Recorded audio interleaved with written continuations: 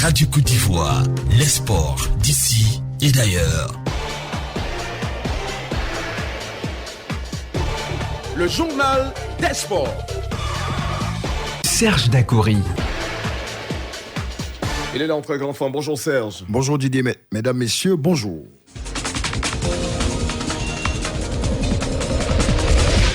Bonjour à tous. Du football en local, Salif Victogo, président du Stella Club Djadjamé, ex-joueur des Mognans dans les années 70. Salif Victogo dirige cette équipe depuis plusieurs années, très affecté depuis le décès dimanche dernier de Beugri Inago, son collègue d'alors. Salif Victogo parle du disparu qu'il a côtoyé pendant longtemps. Beugri Inago, au-delà même d'être partenaire de football, c'est d'abord un frère, parce que nous avons vécu longtemps ensemble. D'abord avec son frère Moshe Inago, puisque j'ai joué avec son frère Moshe, pas du professionnel. Ensuite, quand Beugri est venu, on a tissé de bonnes relations et j'ai été encore plus choqué parce que le samedi, les anciens joueurs de Stella conduits par le doyen Kwame Lucien sont allés lui rendre visite, une visite de courtoisie comme ils le font depuis un certain temps. Grand fut mon choc quand j'ai reçu le message hier dimanche en me disant qu'il a fait une chute dans sa douche, il est malaise et qu'il est mort à 18h30. Mais tout ce que Dieu fait est bon. Aujourd'hui, il faut prier pour lui.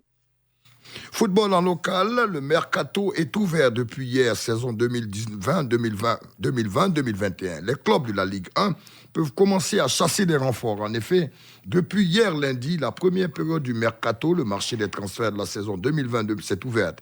Ainsi, jusqu'au 30 octobre 2020, date de fermeture de ce mercato, les clubs de Ligue 1 bénéficient d'une période de plus de 2 mois pour renforcer leurs différents effectifs en Ligue 1.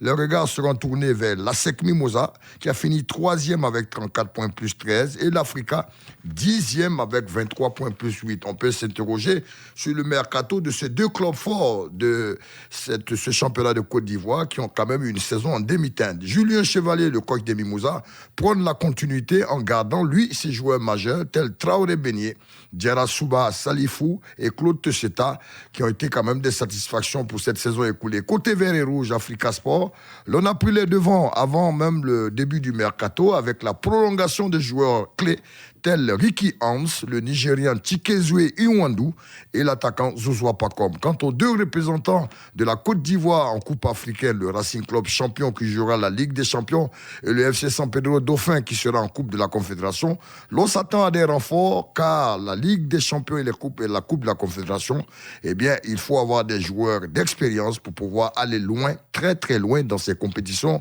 respectives. Foot Inter. L'Europe du football est au rythme de l'Europa League et de la Ligue des Champions. Déjà hier, du côté de l'Allemagne, s'est ouvert les débuts des quarts de finale de l'Europa League. Oui, les favoris se sont fait respecter dans les deux confrontations respectives.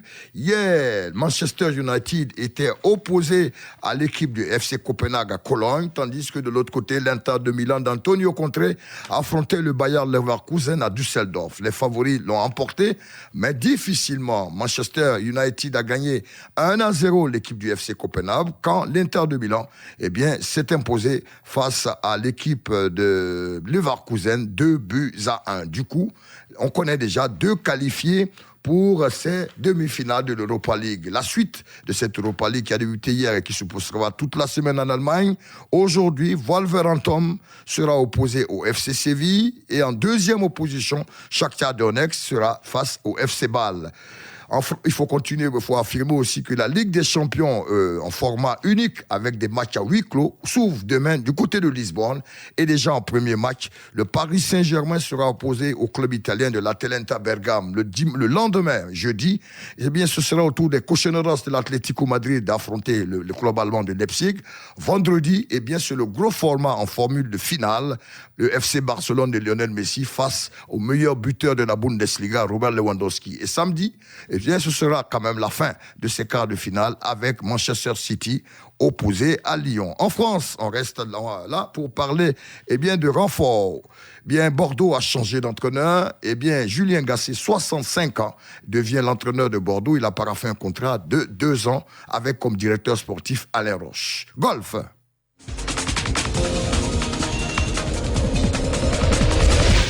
PGA Championship, l'Américain de 24 ans, Collin Morikawa, a remporté avant-hier dimanche le PGA Championship en réalisant un 68, soit 5 coups sur le par. C'est son premier trophée remporté dans cette PGA Championship. Il devance ses compatriotes Steve Casey et Fina Johnson.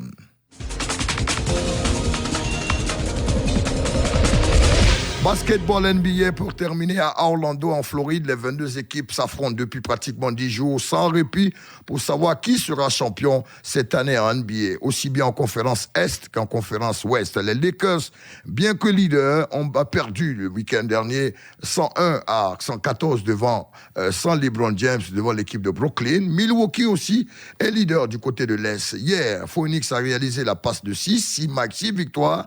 Ils se sont imposés devant Oklahoma 128 à 101, tandis que Utah Jazz du français Rudy Gobert également a chuté, battu par une excellente équipe de Dallas 114 à 122. Voilà tout pour ce premier bulletin de sport sur Radio Côte d'Ivoire.